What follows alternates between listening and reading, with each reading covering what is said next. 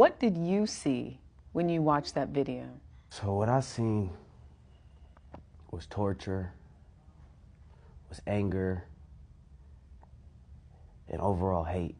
A helpless man, and I see myself in him because I am his son. I felt helpless. It was just something that was out of control, something I couldn't control. It replays back all the time in my head. I could be in the shower or driving. It's like I keep living the same nightmare over and over. I'm terrified of them, of someone that can laugh and take a person's life with no remorse. It was murder. There's no other word for it. They murdered my father. They robbed him. They robbed him from me. He doesn't get to come home. He had 12-year sentence and they gave him life. I think it's a power thing. My father was helpless.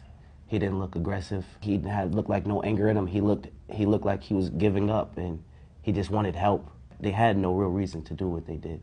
Your father was convicted of stabbing his ex-girlfriend, your mother. Yes. And that's why he was serving a 12-year sentence.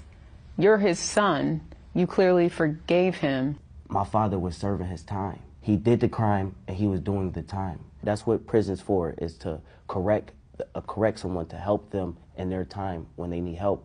I want people to know, just because they have the name inmate, that's not all they are. We all are humans. We all make mistakes.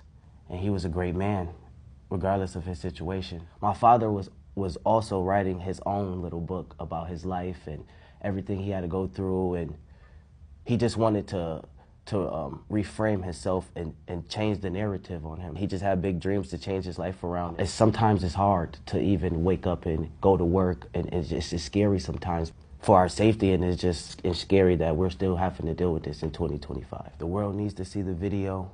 Even though it's a horrendous thing, I truly believe it can spark a conversation for change. I want to where they can't do that to the next person. I want my father's legacy and his name to last forever, and not just from pain, but also for making a change to the world.